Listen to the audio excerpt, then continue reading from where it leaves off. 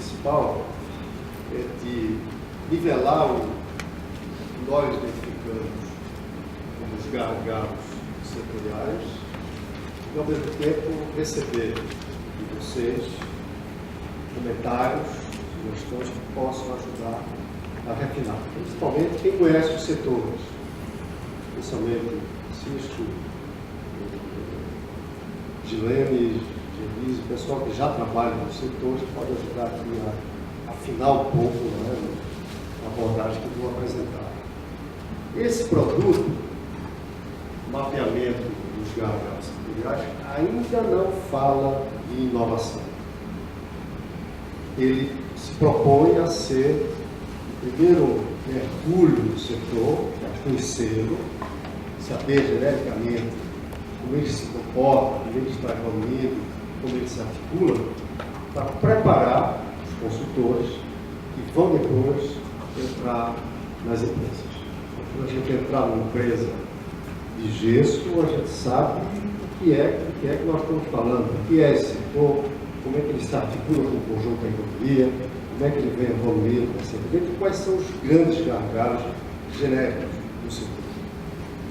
Então, eu vou apresentar mais ou menos isso aqui, em tese, leva umas 50 horas, mas eu compactei a apresentação de 7, na verdade, são 7 relatórios, porque esse metal mecânico toca dois aspectos, metal mecânico para a SWAP e a sua relação com o petróleo e gás offshore naval. Então, são 7. Vou começar rapidamente falando da metodologia, dar uma visão geral dos setores quantitativa, para a gente ter uma percepção do conjunto. Depois eu vou falar cada um desses 7 setores com 3 informações básicas. A primeira é uma localização do setor na cadeia produtiva, na cadeia de valor.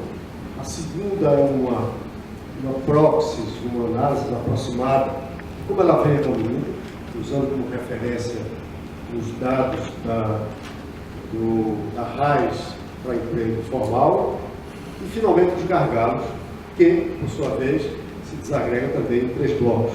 Os gargalos do macroambiente, do ambiente de negócio, os gargalos da cadeia produtiva e os gargalos internos das empresas.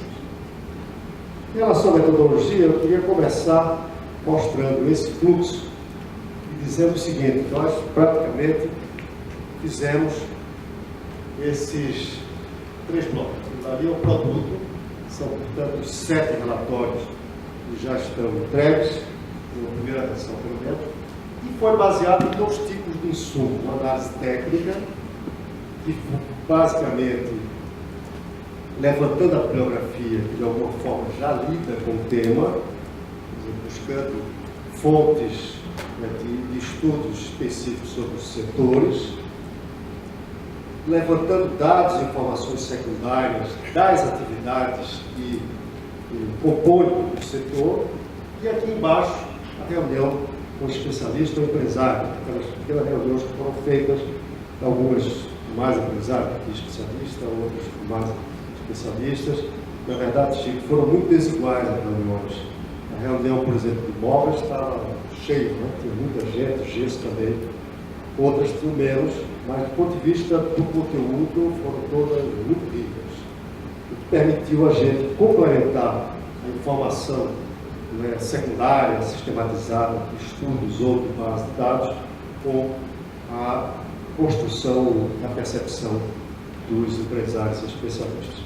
Bom, pronto isso, nós vamos passar para as oficinas com empresários, da qual esse produto 2 será um insumo, e finalmente depois o relatório setorial final, que já incorpora o que foi construído nas oficinas com os empresários.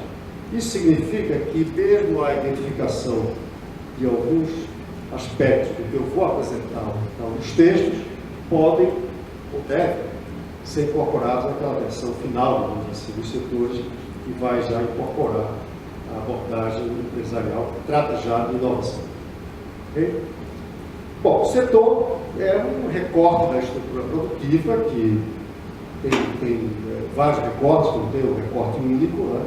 Se estrutura com diversas abordagens, A abordagem oficial, que é a mais usada, ela desagrega em vários livros, que é exatamente a chamada CNAE, Classificação Nacional de Atividades Econômicas, que é uma classificação, é a mais oficial usada, que a gente terminou tendo como referência para compor o setor.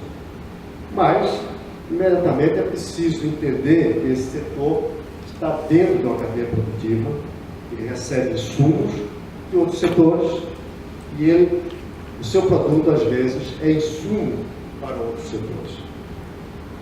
Quando se trata de um setor cujo produto é o produto final, já do insumo final, a jusante, como a gente chama, a conexão é pequena ou quase não existe, mas a montante, ou seja, dos supridores, ela pode ser importante.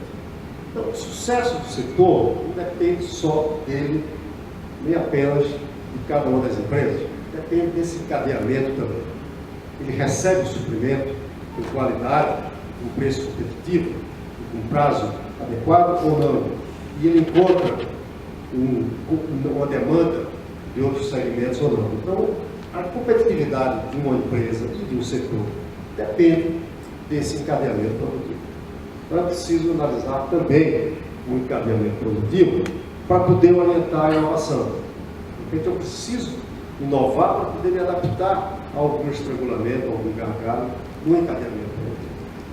Mais do que isso, a cadeia produtiva, cada cadeia produtiva, está integrada no sistema amplo, chamado sistema competitivo, ou macrosistema, ou o ambiente de negócios, que são fatores externos à atividade produtiva, mas que determinam a competitividade do setor.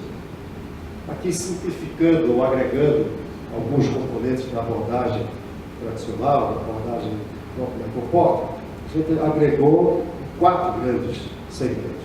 Infraestrutura e logística, para poder ter acesso ao mercado, receber matéria-prima, receber os insumos com velocidade, qualidade e preço. Educação e qualificação profissional, e a gente vai ver que isso é destacado em quase todos os setores como um gargalo forte do macroambiente, a inexistência de pessoal qualificado ou mesmo qualificável, o que quer dizer nível de educação. O sistema de inovação, principalmente a relação com instituições de pesquisa e desenvolvimento tecnológico, com instituições universitárias que geram pesquisa e que permitem inovar, e o sistema institucional de regulação que estabelece as regras do mercado. Vocês vão ver, por exemplo, em vários casos destacados, particularmente, quem estava presente na reunião deve lembrar, o pessoal de fármacos diz, grande problema deles, né, Elisé, avisa, está aqui o sistema de regulação. Claro, a gente estava conversando um pouco antes com os o setor de fármacos não vai mudar a Anvisa, mas ele pode identificar uma inovação no setor que permita se adaptar melhor àquele sistema de regulação da Anvisa.